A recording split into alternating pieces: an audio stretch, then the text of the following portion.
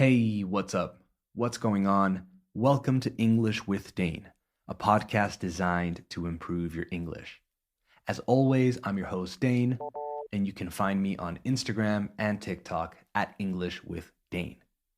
This episode is a casual conversation with my friend Andy. We tried to talk at a natural pace while also trying to be extra clear, so I hope that gets through. We talk about the learning process, being okay with being bad at things, body positivity, social media, and a few extra things along the way.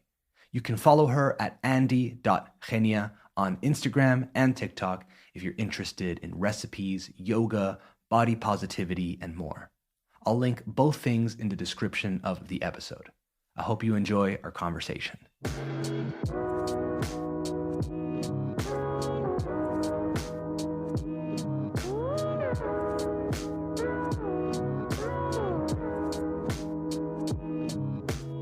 You can do anything in a shitty way. Yeah. Do you know what I mean? Yeah. Just straight up. Yeah. And with the gym, there's this whole thing of people don't want to start because they're not comfortable with their body. Right. And they don't even want to go Yeah. because they're Well, uncomfortable it's with their body. intimidating Yeah. walking. I'm intimidating Mhm. walking into a gym. And that's a part of it. Like I don't know if I'm doing it right. I'm probably not lifting a lot compared to other people. Like it's hard. There's a lot of people around. You don't know the machines if you don't have somebody to show you around. Thank God you guys are there with me when I go. I wouldn't go on my own. I mean, not at the beginning, but it happens in yoga as well. Like people show up to class and they're like, "I'm not flexible."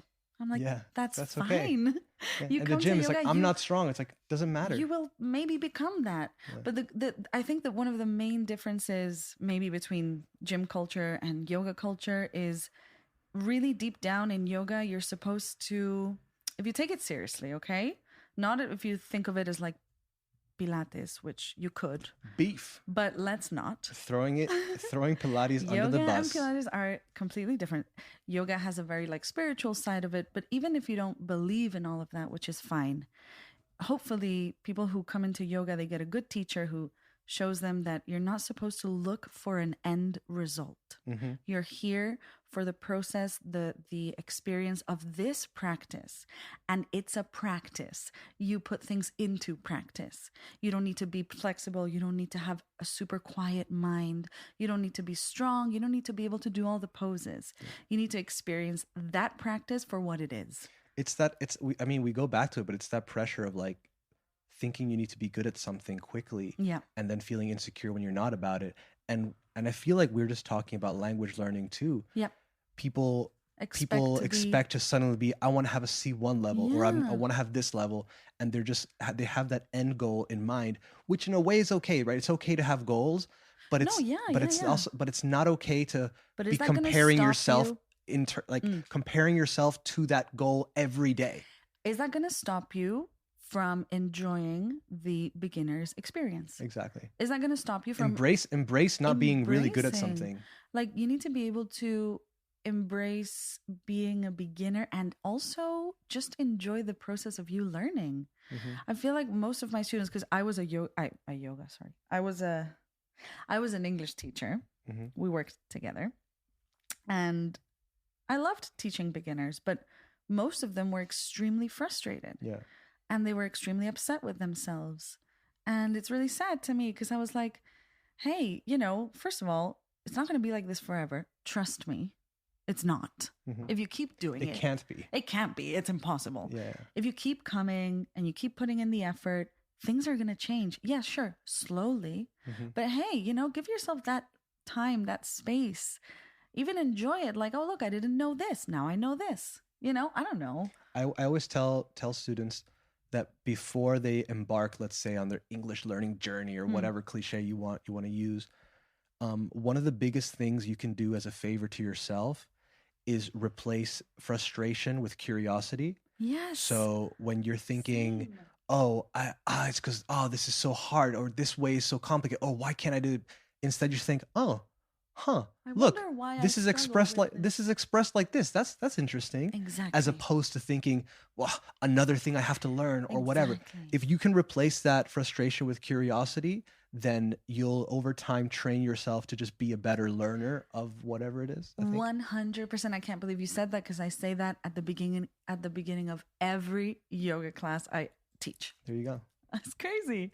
I'm always like, and we're going to embrace this practice from a curious mindset rather than an expectation.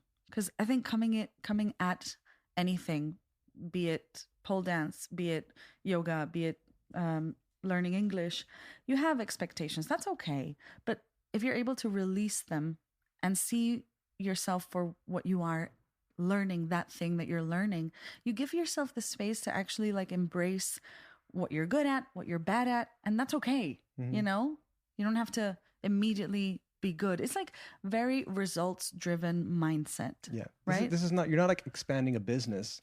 Yeah. You know what I mean? You don't have to be an English teacher. Yeah. Do it for yourself, I think is a good message overall. But, and yeah, embrace being a beginner, allowing yourself to just be bad at something, right? Something we talked about before the show that is an important message that that you wanted to get across in this conversation. I believe that Embrace 100%. Right? I think you learn more about yourself when you're bad at something, when you're frustrated with yourself. You have to listen to how you talk to yourself about yourself. And that's really important, I think. I saw this thing the other day on TikTok that was like my favorite place. Your favorite platform of all time.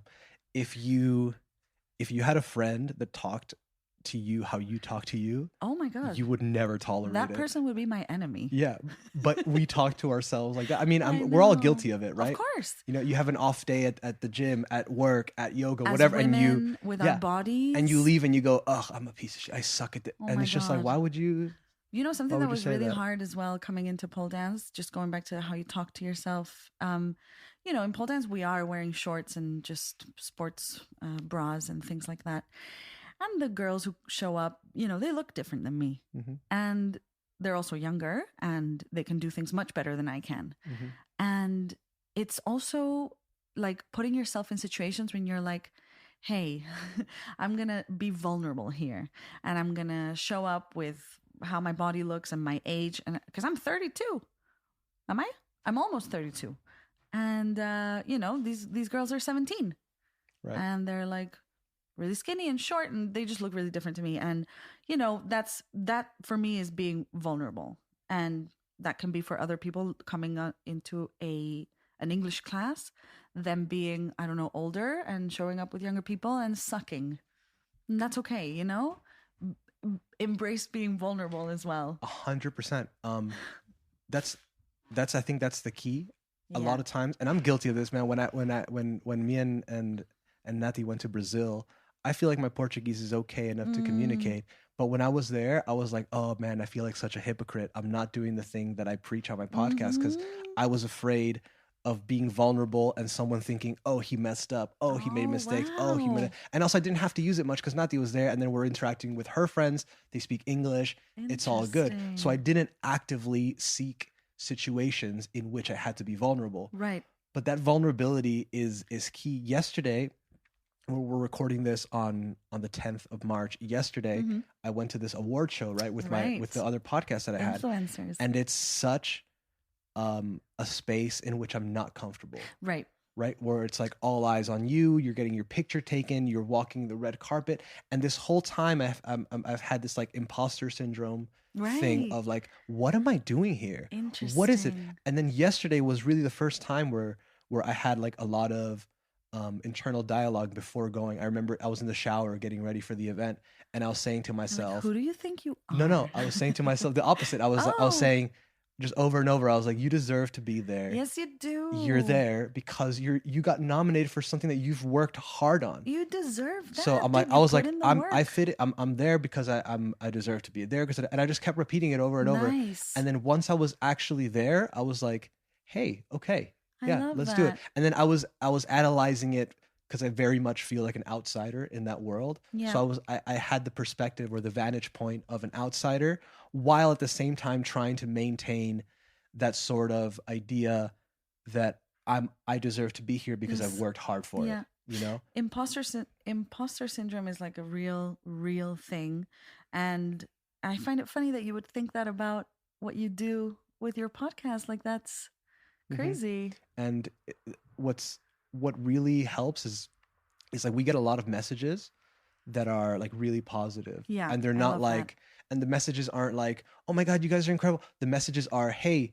I'm having a really bad time right now And you're in my helping me life. through it. And it's nice to just disconnect for 45 minutes and just Man, laugh and just, so that's keep doing it. That's the only reason why I'm still on social media. While I'm still using my Instagram page as a platform to, talk about things that I think matter, because I end up connecting with women Mhm. who have had similar experiences to me.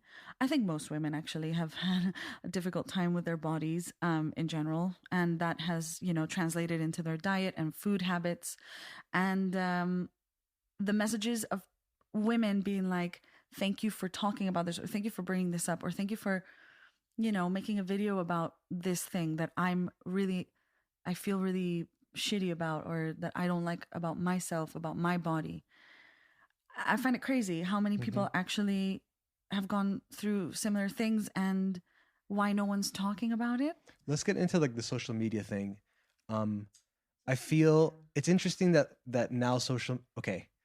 I feel that social media is partly, or in a, we say social media like Instagram, TikTok, whatever, but really obviously goes back to the beginnings of like the modeling and the makeup and making, like women Sure. have been made to feel insecure about their appearance, right? Since there was media, from what I understand, since right? forever. Like you need to fit these molds, and if you don't, you need to work to fit these molds, right? Yep. And if you have cellulite, then go kill yourself. Yeah, what are you doing? You better, you fix better it change right that. now, because if not, you're not deserving of love. And How dare you? yeah, and it's weird that now social media, well, obviously there's like rincones, right? There's like little gaps, there's places for everything, but now social media is, depending on your algorithm, is also very conscious. It's like it's the culprit, and it's also trying to be like the medicine. It's trying to be the fix. Yeah, the fix. Yeah, it is. So how do you navigate that space? Because your social media page is very much about body positivity, Right. about a healthy relationship with food. food. So how do you navigate? Because you're also a big time consumer of social media. I am. So how do you Wow. navigate being both in the rabbit hole and also trying to use the rabbit hole to get out of the rabbit hole? No, the good thing is my algorithm really knows me, and I find inspiration from the things that come up on my social media page. I see women being brave, being vulnerable, showing up as themselves, unapologetic, and it's inspiring. And it's thanks to these women that I started doing the same. Because honestly, I get a lot of like international pages, not so much Spanish pages. So I was like, where are these people in Spain for Spanish people, Because sure, I'm getting them because maybe I speak English and I get the algorithm knows that. But I was like, no, I want to give back the same way, like what they gave me, the inspiration, the confidence. Like when they see me show up with my belly, with my cellulite, with my body just as it is, more women connect with me and they're like, thank you for not, I don't know, editing, for not cutting that out, for, even telling me to love that part of myself, or at least accept it. Let's start with just accepting it. So it's true that social media has, done a lot of damage. But now I think, especially in the new generations, Photoshop and editing your images to, erase the parts that we don't like about ourselves, that's not gonna go any further. That's not gonna float anyone's boat. I have more questions. These are obviously probably from ignorance about the matter, but it's also something. No, because men get it their way. No, for sure. That. But I'm not talking about that. I mean, at what point? And again, maybe this is like a pitfall of this type of thinking. But again, I just want to emphasize that I'm ignorant about this. So I'm sorry if this is not like an appropriate way to approach it. Immediately offended. Immediately no. Body positivity. Like we had a talk one time, and I'm not trying to throw you under the bus. Oh God! Here What's we go. No, dude. So I remember one time you expressed frustration that conventionally attractive and conventionally good-looking bodies and people were preaching body positivity, and you felt a little bit like like it kind of wasn't their place Did I? to do that. Yeah. Was yeah, I? Yeah. Because Well, I remember. that sucks because a lot of people could say that about me. Because so there's this thing where like body positivity should be accepting all bodies, Right. not just, let's say, fat bodies. Yeah. Fat needs to stop being a bad word. Yeah. Right? 100%. Yeah. So- Skinny good, fat bad. Exactly. So really, no matter what body shape, size you have, you should be able to preach body positivity Mhm. because people can hate their bodies no matter what it looks like, Mhm. right? That's it. Yeah. Body dysmorphia is very real. Very real, no matter what size or shape you and are. oftentimes this is something that's so crazy. I was watching this vlog. There's a fitness guy. Well, he's like Mr. Olympia. He's like the I know winner this of person? competition. Chris Mhm. Bumstead, right? He's like a cultural icon in the gym world. Okay. Because he's like a 4-time Mr. Olympia, which is what Arnold Schwarzenegger was. Right. He's like nowadays Arnold, right? Okay. But he's like such a sweet guy. Aw. And there was a video where he was working out in the gym. Obviously a ridiculous physique, not something that Yeah. I aspire to look like at all. I think Right. it's way too much personally. Like Yeah. if you're a bodybuilder type, go for it. Bodybuilding is a special category. Personally, I'm not about that physique, Uh-huh. but it's an incredible thing to watch, and I watch a lot of his content to get good workouts because he's obviously sure, he really good knows. at working out. And he was wearing like this big hoodie one time at the gym, and he doesn't take it off in the whole workout. And he goes, "Yeah, this is the hoodie that I wear when I'm feeling skinny." And he just doesn't want to take off the hoodie because that day He doesn't he's feel feeling good skinny. He doesn't feel good about about his himself, even body. though he's the most jacked guy that Man. you'll find. So you're like, wow, body dysmorphia is just even more real Of course. at those levels, right? When you're so under the microscope. Eating disorders are prevalent. Prevalent? Yeah. Oh, I thought I made up a word. No, you're good. Amongst models who, in theory, In general, yeah. have the best, the most attractive looking physique. Like that's just the way that. Yeah, I mean, yeah, it doesn't matter. There's shows that I can watch Whilst like, eating. while eating, but even like while just being on my phone doing something else and still get like 95% of it. Oh, I try But to it's like avoid that. crap reality shows that I like to watch to disconnect for a sec. Yeah. And then there's shows that I watch. Yeah. Like The Last of Us and these kind of shows where I'm just gonna watch this show. Oh, The Last of Us. Oh my You know? gosh. What a great show. No, if Fantastic you're on show. your phone and you have the TV on, I feel that for me is when I'm not in a good place mentally because I need Interesting. so much distraction or I need so much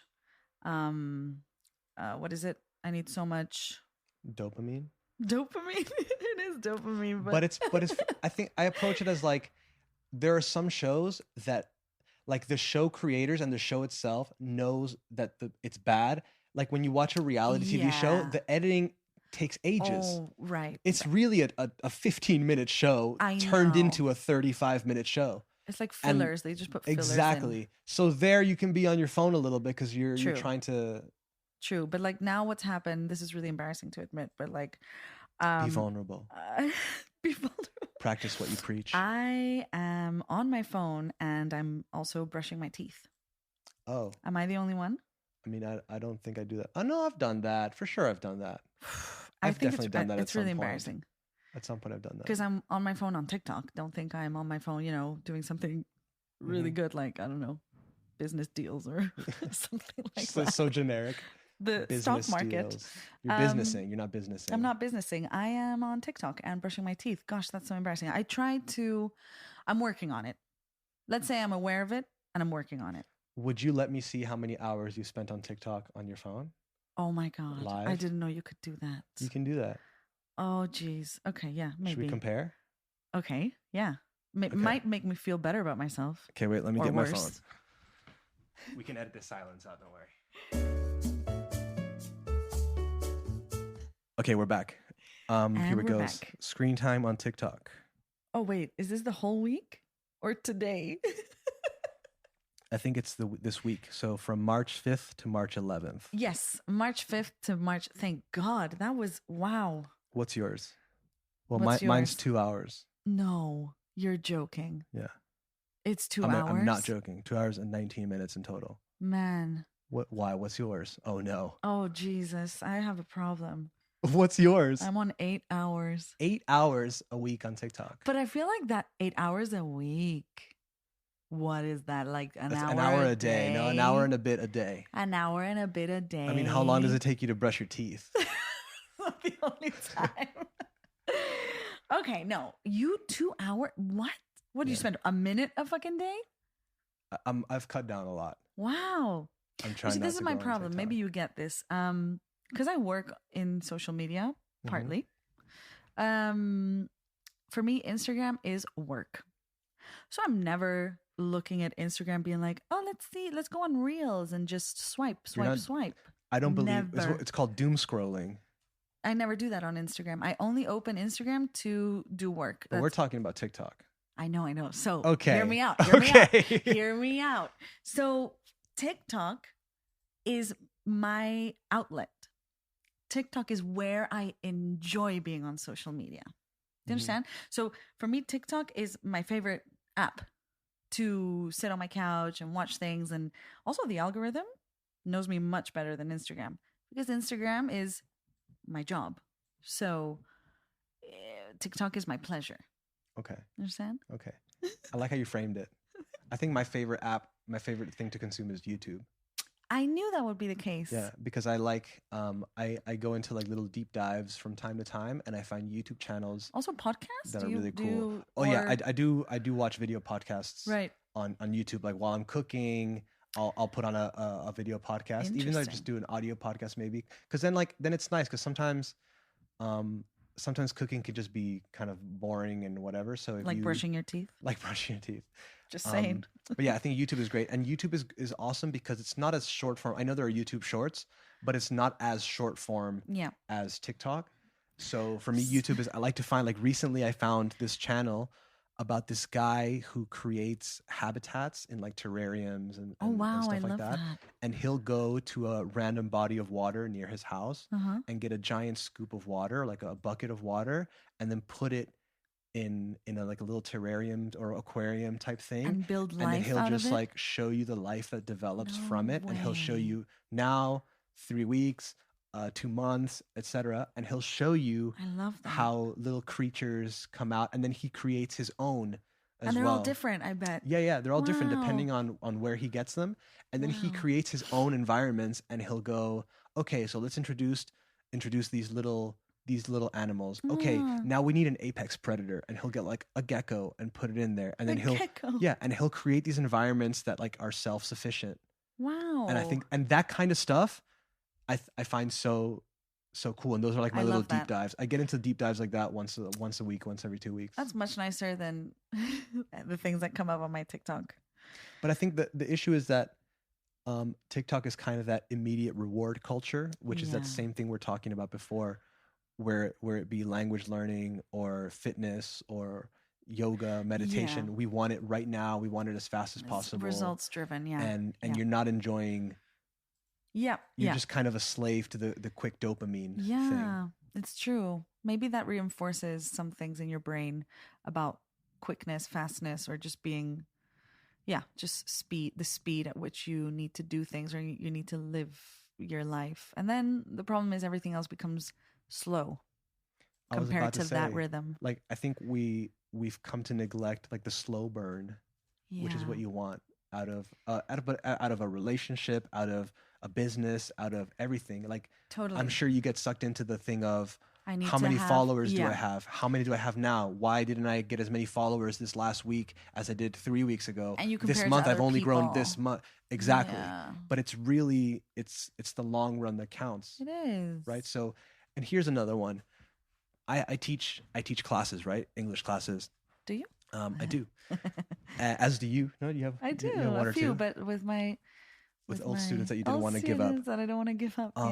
And I say the same thing to everyone. I always say, an hour of class a week is infinitely better than nothing. Absolutely. Right? Of course, that's obvious.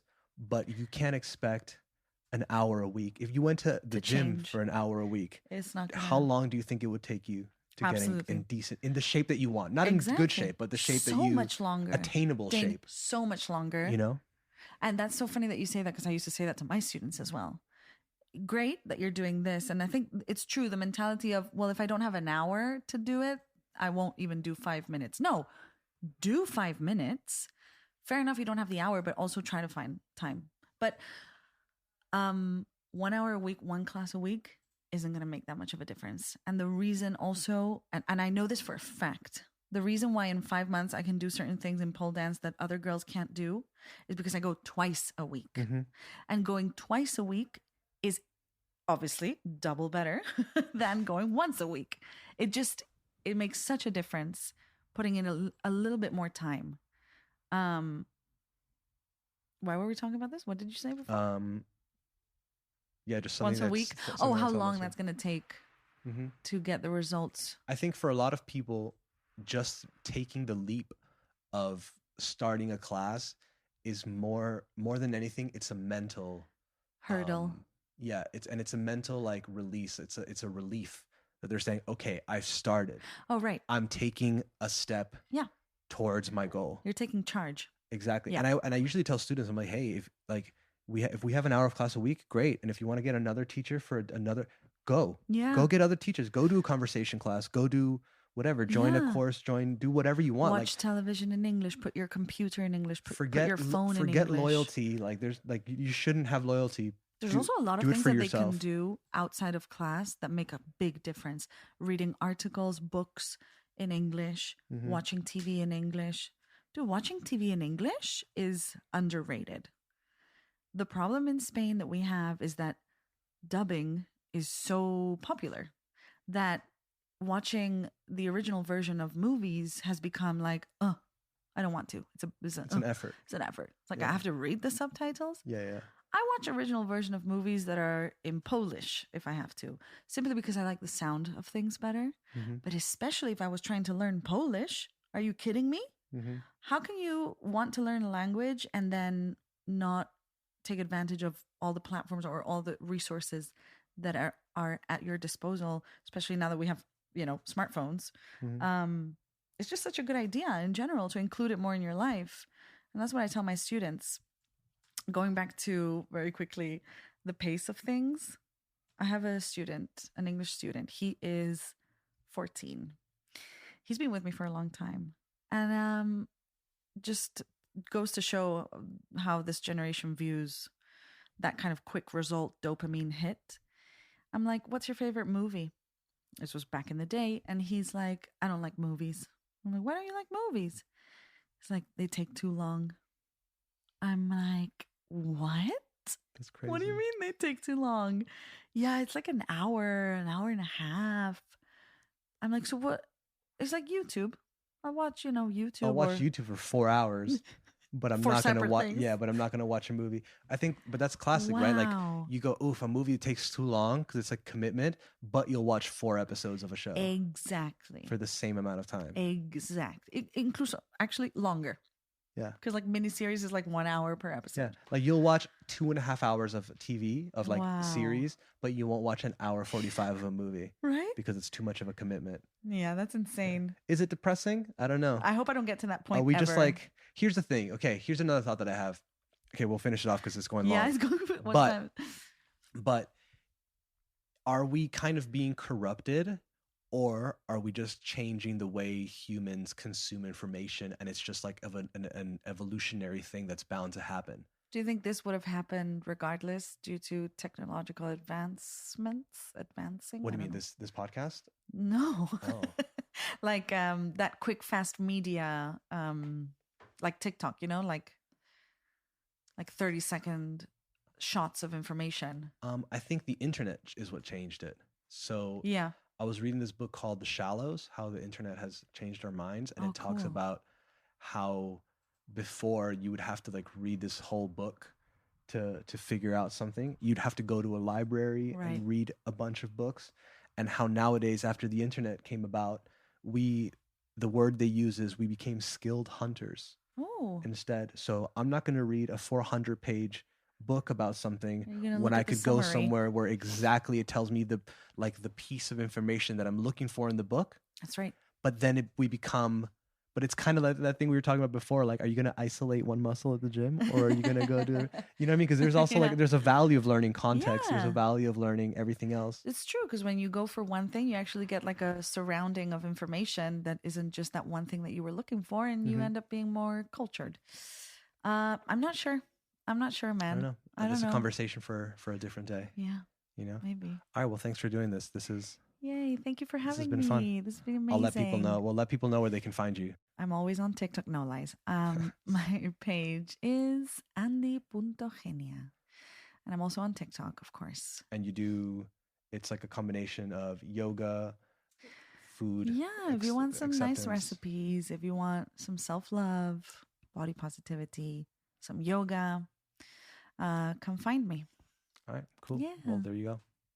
Thank you. Later.